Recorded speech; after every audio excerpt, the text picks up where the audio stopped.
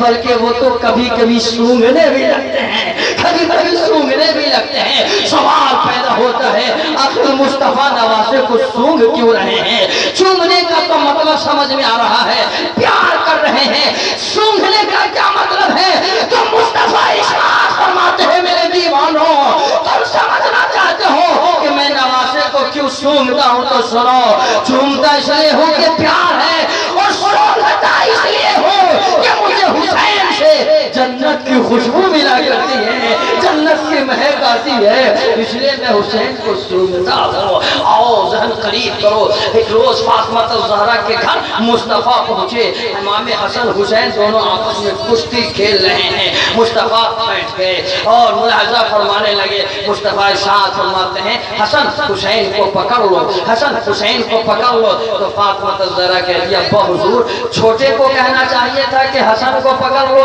تو آپ حسن کو کہتے ہیں حسین کو پکڑ لو۔ مصطفیٰ نے ارشاد فرمایا فاطمہ میں اس لیے حسن کو کہتا ہوں حسین کو پکڑ لو کہ ادھر جبرائیل حسین کو کہتے ہیں حسن کو پکڑ لو۔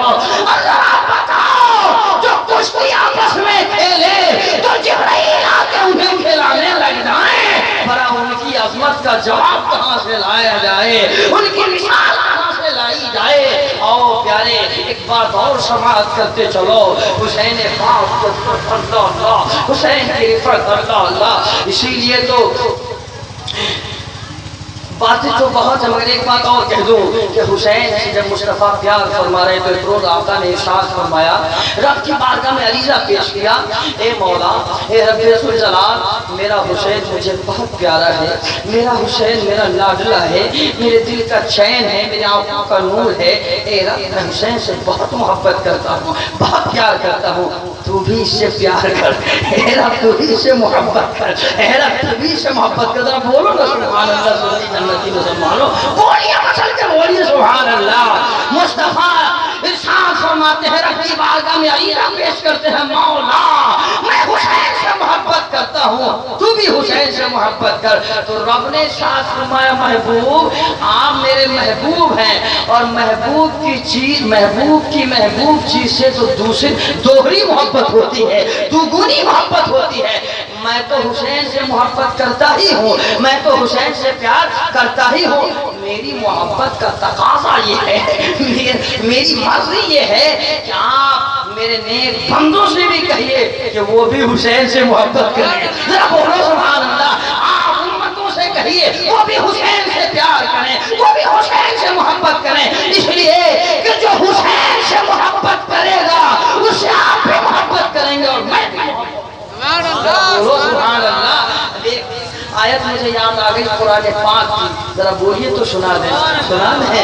میں بیچ بیچ میں قرآن سناتا چلوں گا اس لیے کہ قرآن سننے سے ایمان میں پختگی پیدا ہوتی ہے، دل کی کھیتی میں ہریالی آتی ہے، ایمان میں تازگی پیدا ہوتی ہے، اور سماعت میں اور مکمل طور پر جدت اور قوت پیدا ہوتی ہے۔ ذہن قریب کرو پیارے، قرآن پاک کی وہ آیت یاد آ رہی ہے، یہ جو مصطفیٰ نے کہا مولا تو میرے حسین سے محبت فرما، اور رب نے کہا کہ تو میرے بندوں سے کہا، اپنی امتوں سے کہے نبی کہ وہ بھی محبت کرے۔ الحمدللہ یہ بھی قرآن میں نازل ہو گئے، ذرا بولو سبحان اللہ۔ قرآن پاک کا اعلان سنیے، رب کا ارشاد پاک سنیے، رب ارشاد فرما رہا ہے قل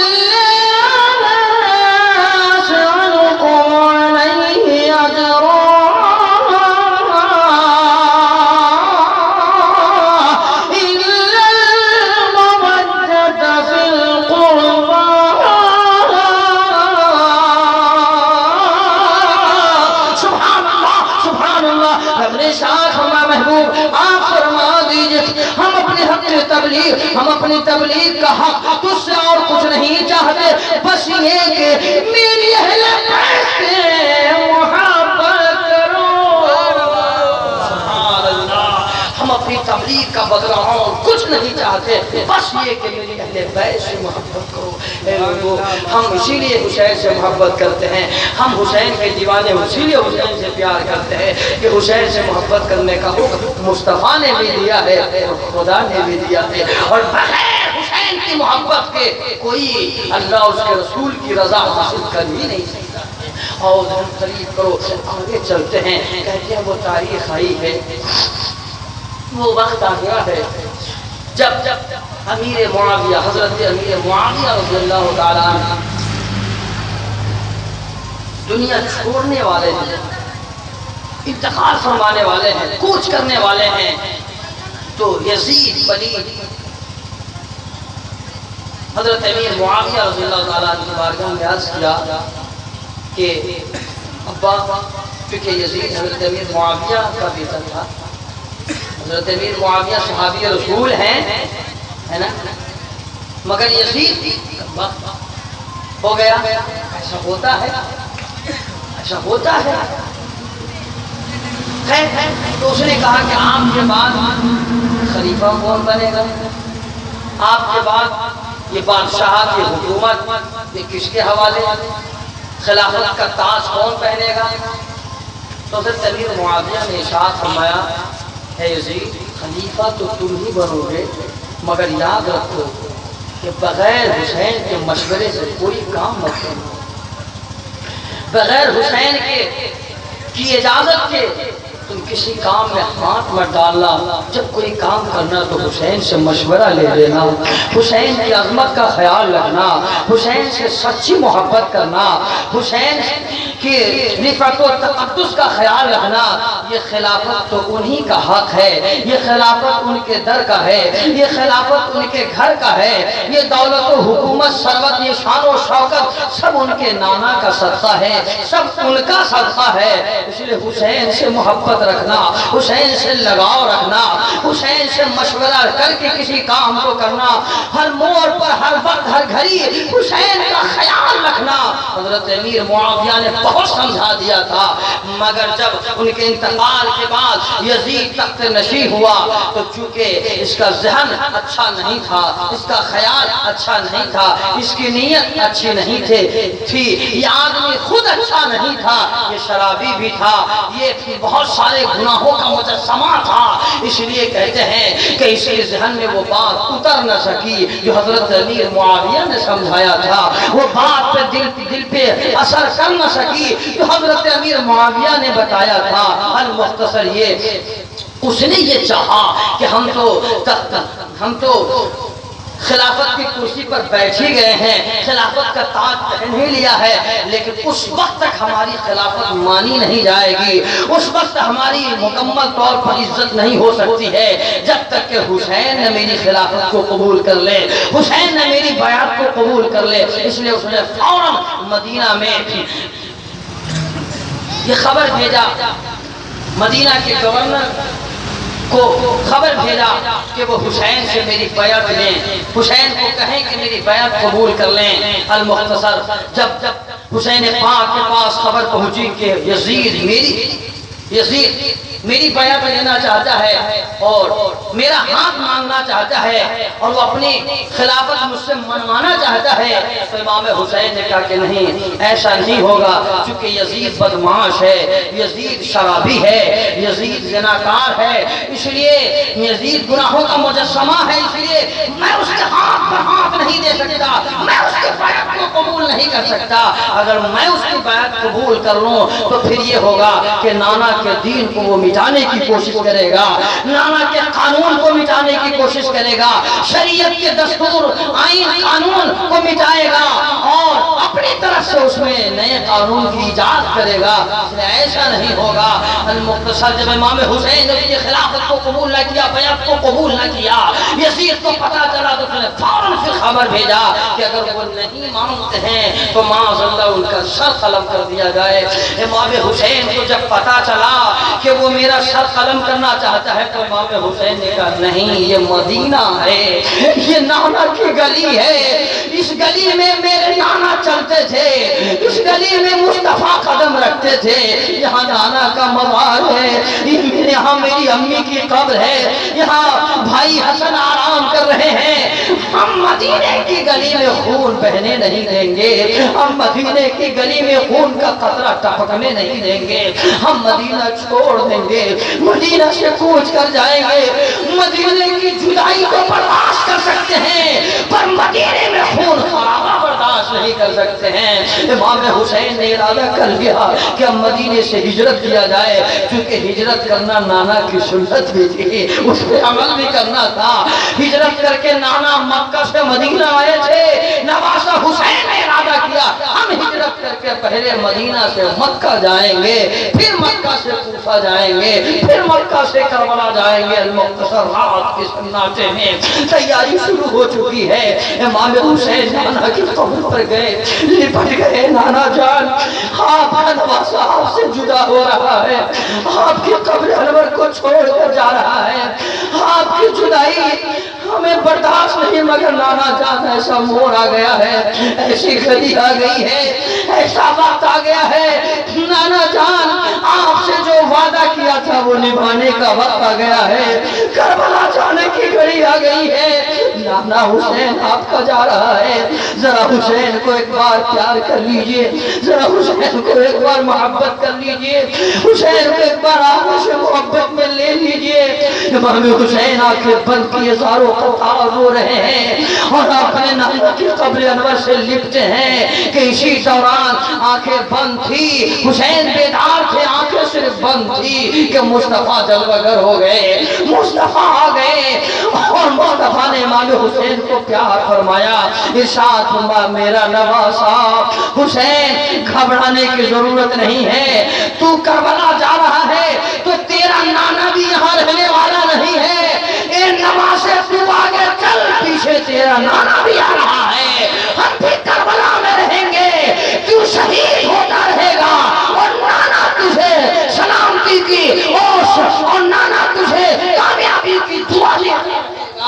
मैं भी करबला आता हूँ। वहां से उठे, अम्मी की कब्र पर गए, सलाम किया, जवाब आया, अरीजा पेश किया, वहां से भी जवाब मिला, बेटे चल मैं भी आ रही हूँ।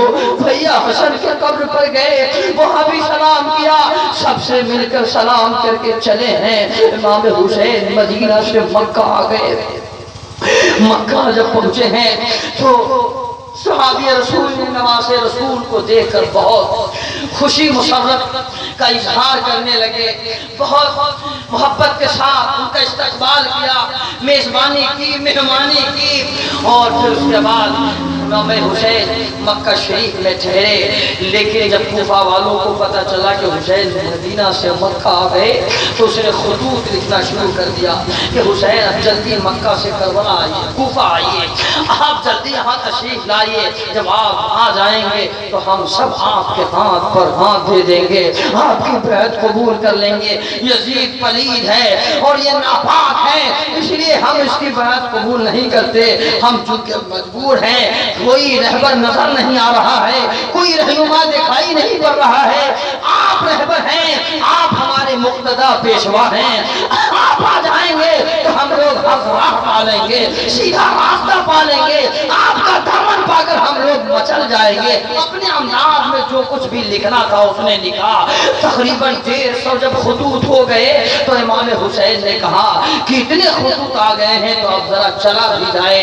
लेकिन फिर मशवरे के तहत आपने कहा ठीक है कूफा वालों, मैं अपने चचाजाद भाई मुस्लिम बिन अकील को भेज रहा हूँ, पहले ये जाएंगे और तुम्हारी मोहब्बत को ये देखेंगे, तुम किस तरह हमसे मोहब्बत करते हो ये मुलाहिजा करेंगे और मेरी बैत इत्तेहाद पर तुम करोगे।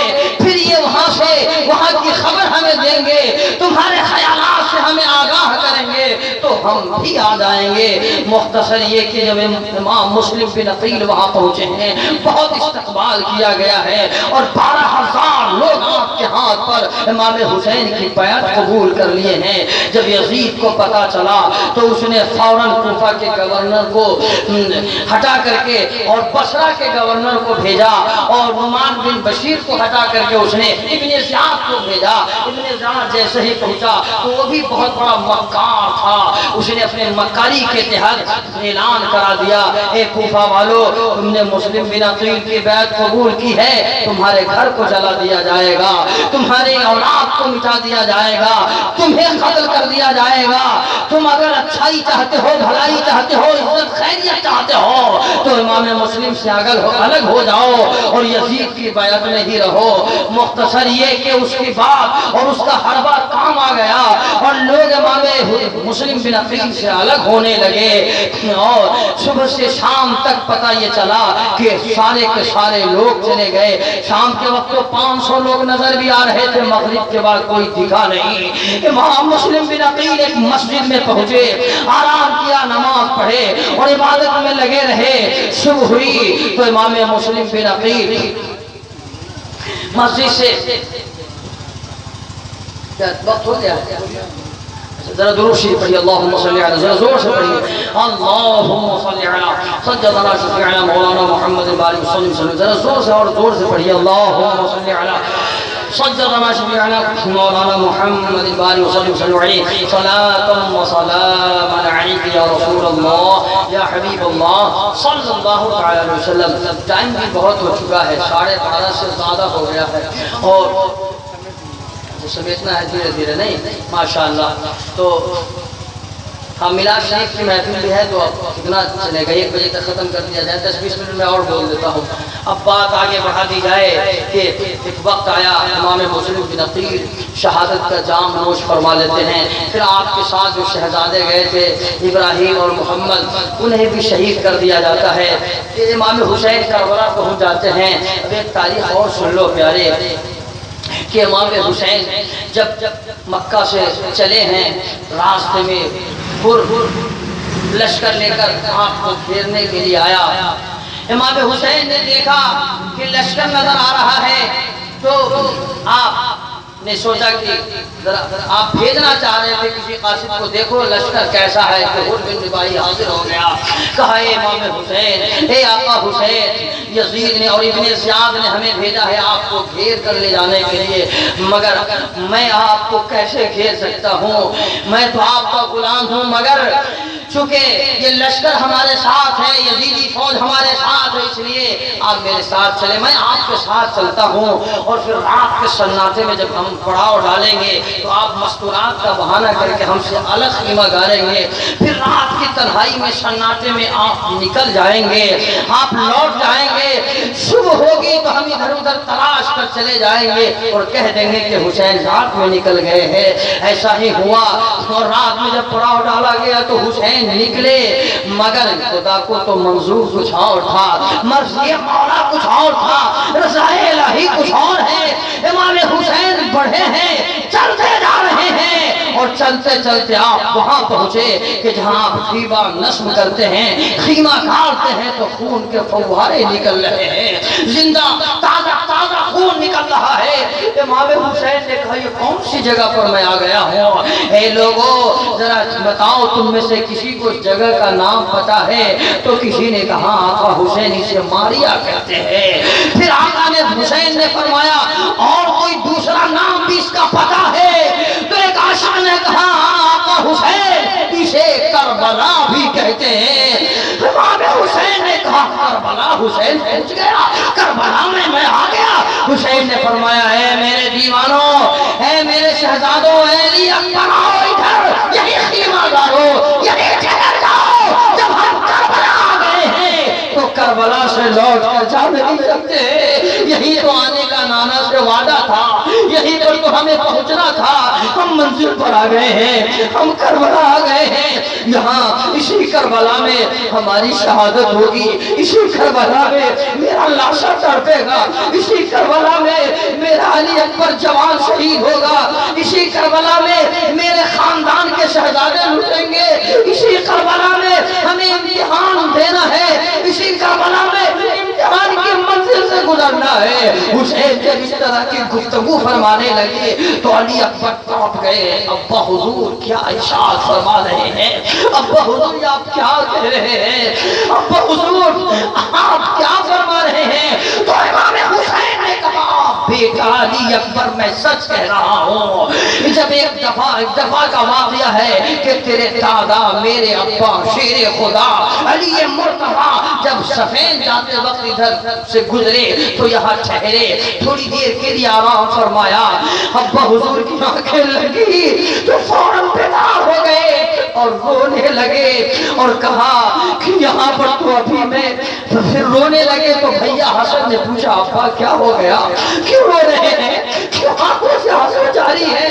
تو امام حسین اپنے لخت جگر علی اکبر سے کہتے ہیں کہ جب بھیا حسن نے پوچھا تھا تو ابا شیر خدا نے ساتھ فرمایا اے حسن میں ابھی یہاں پر حسین کو خون میں تڑپتا دیکھا ہوں، حسین کو بے دانہ پانی تڑپتے ہوئے دیکھ رہا ہوں، حسین کو میں شہید ہوتے دیکھ رہا ہوں اور کوئی یارو مددگار نظر نہیں آ رہا ہے، اس لیے میری آنکھوں میں آنسو کے قطرے آ گئے ہیں، دل تڑپ گیا ہے۔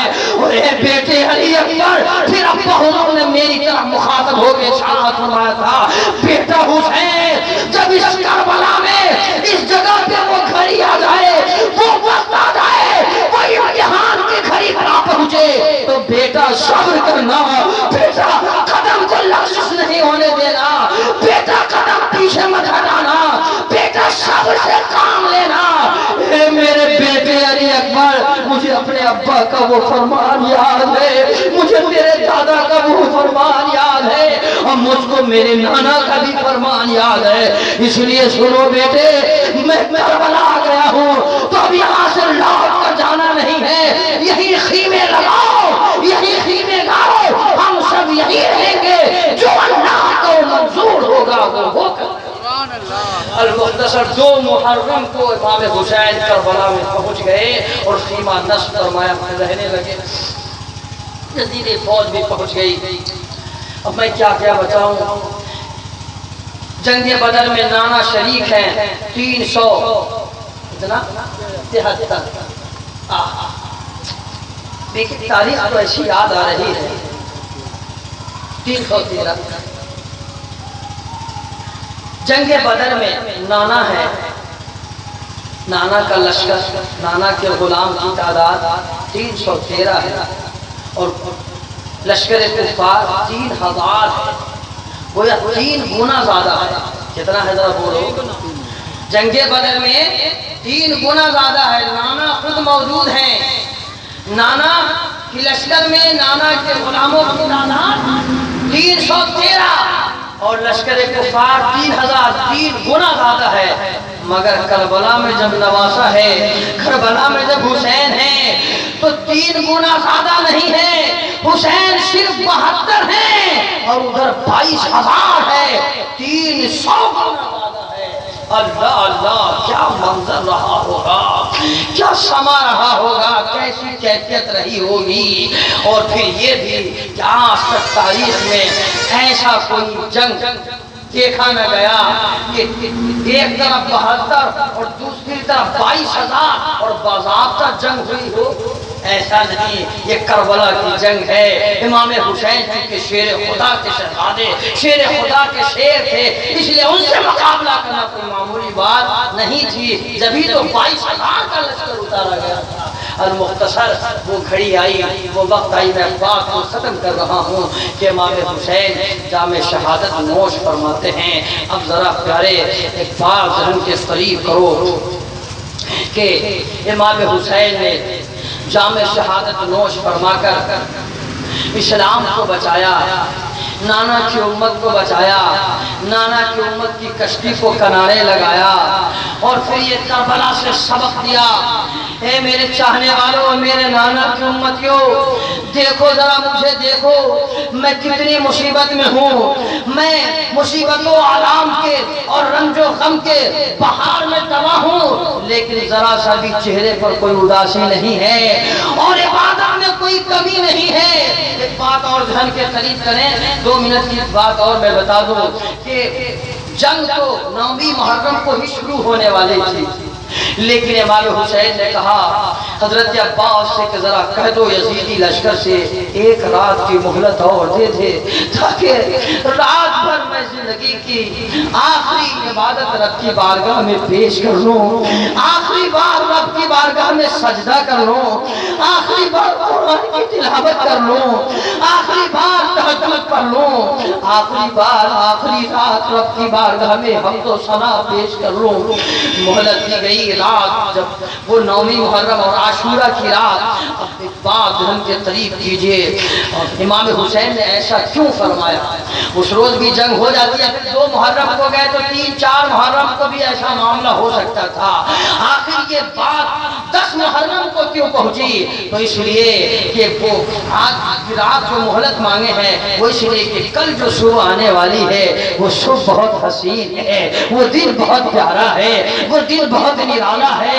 عاشورہ کا دن ہے، وہ ایسا دن آنے والا ہے جس دن اللہ تعالیٰ نے آدم علیہ السلام کو پیدا فرمایا ہے. اسی دن آدم کی توبہ قبول ہوئی ہے، اسی روز ابراہیم علیہ السلام تشریف لائے ہیں، اسی روز ابراہیم علیہ السلام پر آپ کو گلزار بنایا گیا ہے، اسی روز ادریس علیہ السلام کو مقام و مرتبہ پر فائز کیا گیا ہے، اسی روز سلیمان علیہ السلام کو بادشاہت ملی ہے، اسی دن حضرت یونس علیہ السلام مچھلی کے پیٹ سے باہر آئے ہیں، اسی روز یوسف علیہ السلام قید خانے سے باہر نکلے ہیں، اسی روز یوسف علیہ السلام کو کنویں سے باہر نکالا گیا ہے، اسی دن یوسف علیہ السلام کو بادشاہت ملی ہے، اسی دن حضرت یعقوب علیہ السلام کی بینائی واپس آئی ہے.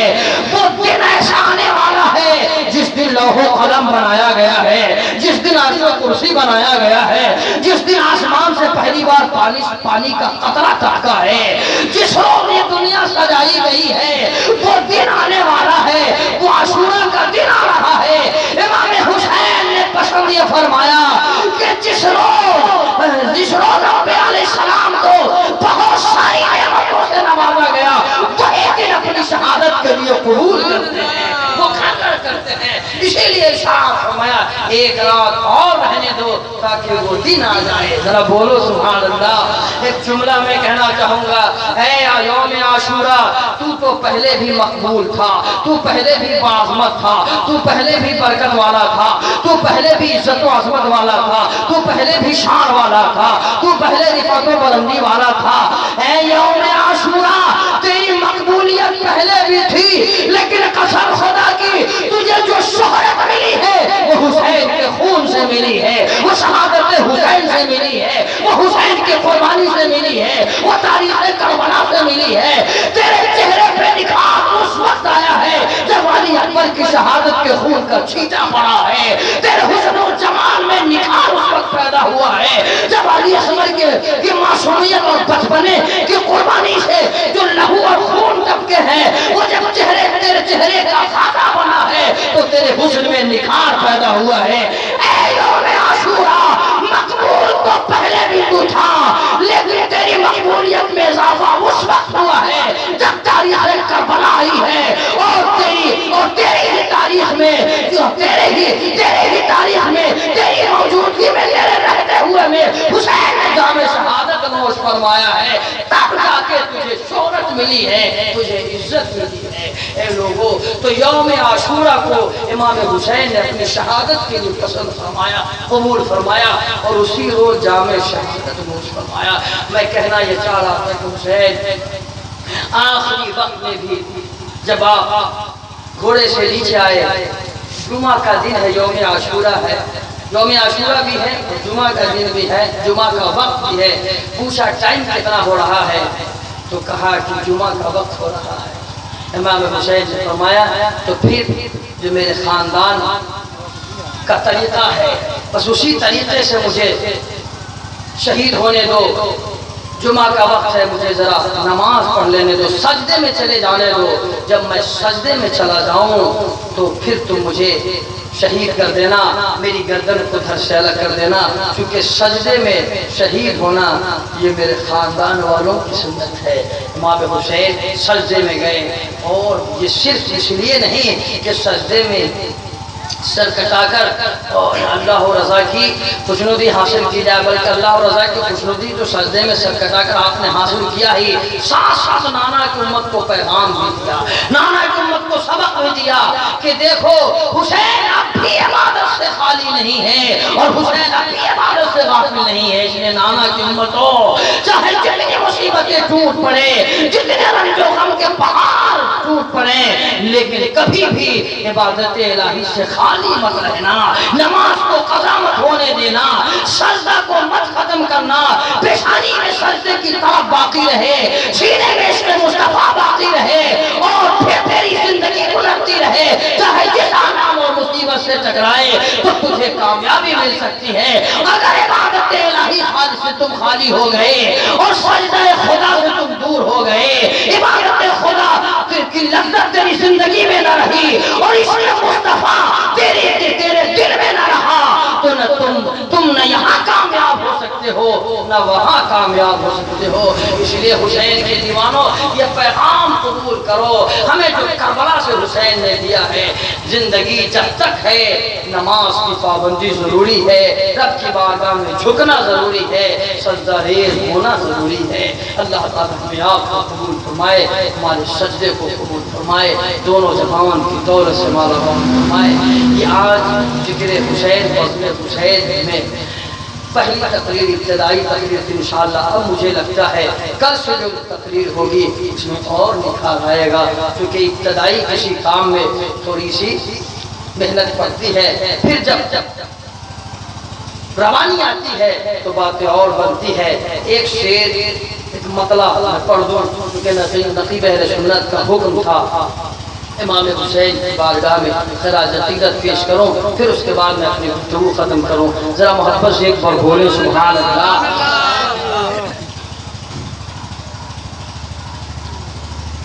دکھلا دے کربلا میں کرامت حسین نے، دکھلا دے کربلا میں کرامت حسین نے، دکھلا دے کربلا میں کرامت حسین نے،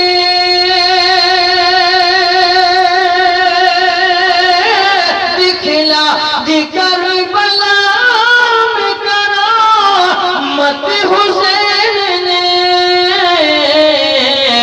نیزہ پہ رہ کے کی ہے تلاوت حسین نے، نیزہ پہ رہ کے کی ہے تلاوت حسین نے، اور نانا کے دین حق کی حفاظت کے واسطے، نانا کے دین حق کی حفاظت کے واسطے،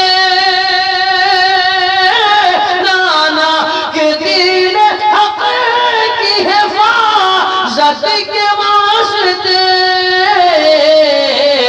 پائی ہے کربلا میں شہادت حسین نے، پائی ہے کربلا میں شہادت حسین نے۔ اللہ تعالیٰ ہماری آپ کی حاضری کو قبول فرمائے، اور ہم لوگوں نے جو کچھ بھی خراج عقیدت پیش کیا اللہ سے قبول فرمائے، ہم سب کو حسین پاک کا صدقہ عنایت فرمائے۔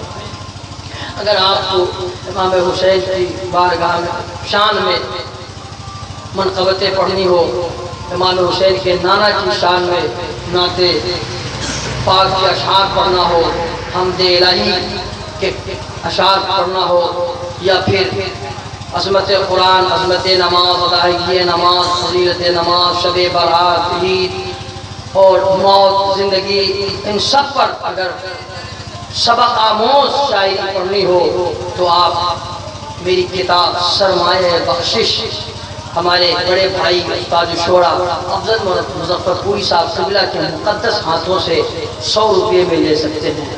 وہ صرف 100 روپیہ اس لیے کہ جو خرچہ لگا ہے وہ اگر آپ دے دیتے ہیں تو پھر دوسری کتاب بھی آ جائے، وہ ہدیہ آپ 100 روپیہ پیش کر کے ایک انمول قیمتی سرمایہ بخشش آپ حاصل کر سکتے ہیں۔